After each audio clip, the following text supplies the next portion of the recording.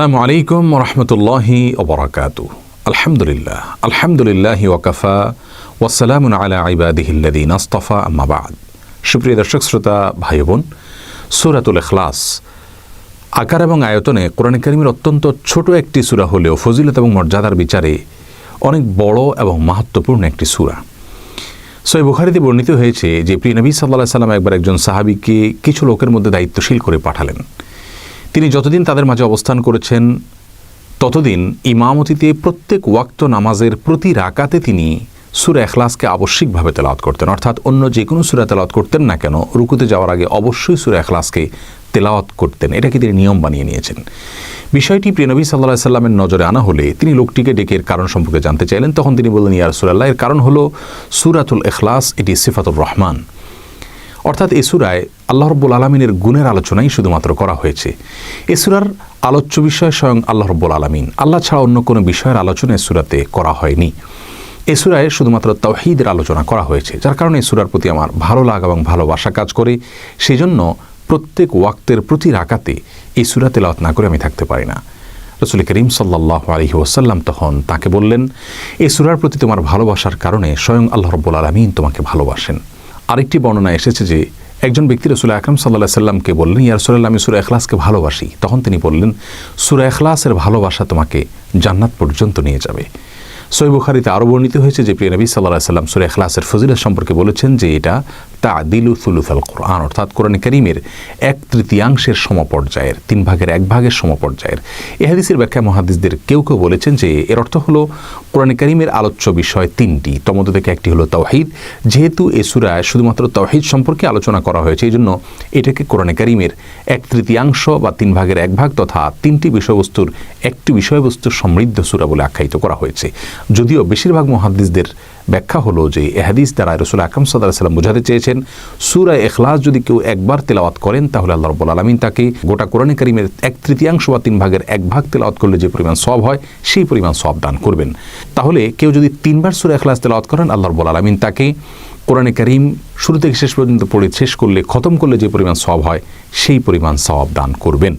যদিও কোরআনে কারীমের শুরু থেকে শেষ পর্যন্ত কষ্ট করে তেলাওয়াত করে শেষ করলে তিনি যে মর্যাদা পাবেন হুবহু সেই মর্যাদা কোনোদিনই সূরা ইখলাস 3বার পাঠকারী ব্যক্তি পাবে না। তাহলে হাদিস থেকে খোলাসাভাবে আমরা জানতে পারলাম যে সূরা ইখলাস 1বার বা 3বার পাঠ করার বিষয়টি হাদিস থেকে বোঝা যায় বা প্রমাণিত হয়, এর ফজিলত এবং মর্যাদার কথা।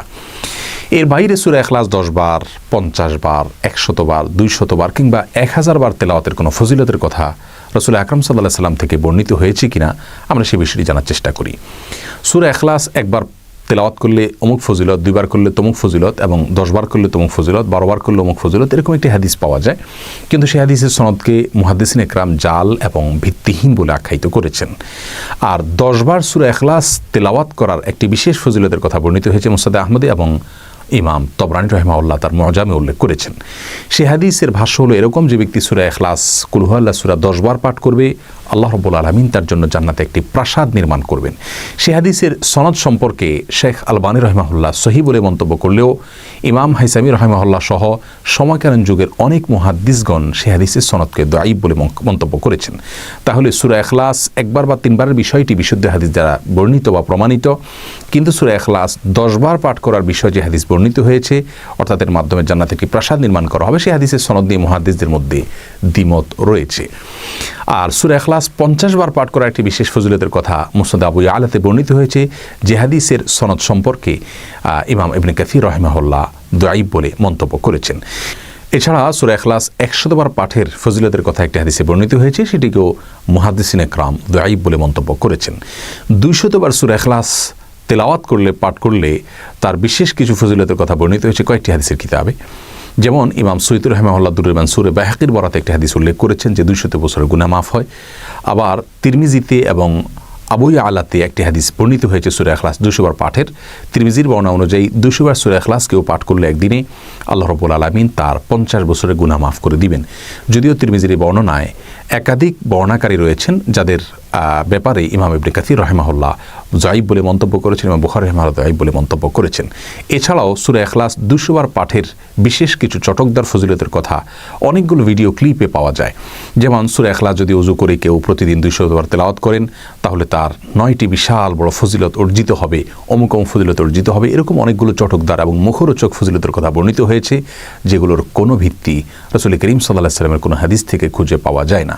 তাহলে খোলাসা কথা হলো, সূরা ইখলাসের ফজিলত এটি মূলগতভাবে প্রমাণিত রাসূল আকরাম সাল্লাল্লাহু আলাইহি ওয়াসাল্লামের বিভিন্ন হাদিস দ্বারা। অতএব সূরা ইখলাস যত বেশি সংখ্যকবার সম্ভব আমরা তেলাওয়াত করার চেষ্টা করব, এর মর্ম, এর শিক্ষা নিজেদের ভেতরে ধারণ করার চেষ্টা করব। এছাড়া সকাল সন্ধ্যায় সূরা 3 বার তেলাওয়াতের কথা, প্রত্যেক ওয়াক্ত ফরজ নামাজের পর তেলাওয়াতের কথা, রাতে শোয়ার সময় তেলাওয়াতের কথাও হাদিস দ্বারায় বর্ণিত রয়েছে। এই সূরা 10 বার তেলাওয়াতের যে ফজিলতের কথা আমরা শুনলাম, সে সম্পর্কিত হাদিসের সনদ নিয়ে মুহাদ্দিসিন কিরামের মধ্যে মতপার্থক্য রয়েছে।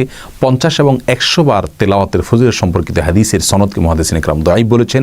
আর 200 বার সূরা ইখলাস তেলাওয়াতের যে ফজিলতের কথা আমরা শুনলাম, সে সম্পর্কিত কিছু হাদিস রয়েছে দাঈফ, আর কিছু আছে সম্পূর্ণ ভিত্তিহীন এবং মনগড়া প্রচারণা। আর সূরা ইখলাস 1000 বার তেলাওয়াত করারও বিশেষ কিছু ফজিলতের কথা, ঋণ পরিশোধ হওয়া এবং মরণাপন্ন ব্যক্তি সুস্থ হয়ে ওঠা সহ আর অনেকগুলো ফজিলতের কথা আমরা শুনতে পাই বিভিন্ন সোশ্যাল মিডিয়ার বিভিন্ন ভিডিওতে। সেগুলোর কোনো ভিত্তি কোনো হাদিসে খুঁজে পাওয়া যায় না। অতএব আমরা সূরা ইখলাস বেশি বেশি করে পাঠ করব। আর যে কোনো আমলের ফজিলতের বিষয়ে আমাদের মৌলিকভাবে ধারণা থাকতে হবে। কোনো আমলের ফজিলত প্রমাণিত হওয়ার একমাত্র উপায় হলো কোরআন এবং হাদিস। ওহী ছাড়া অন্য কোনো উপায়ে কোনো আমলের ফজিলত জানা যাবে না। যার কারণে কোনো আমলের বিশেষ কোনো ফজিলত যদি কেউ দাবি করেন আর সেটি কোরআন হাদিসে প্রমাণিত না হয়, তাহলে সেটা প্রকারান্তরে আল্লাহ এবং তার রাসূল সাল্লাল্লাহু আলাইহি ওয়াসাল্লামের নামে মিথ্যাচারের শামিল। আল্লাহ রাব্বুল আলামিন আমাদেরকে সূরা ইখলাসের ফজিলতের বিষয়টিকে বোঝার তৌফিক দান করুন এবং বেশি থেকে বেশি এই সূরার আমল করার তৌফিক দান করুন।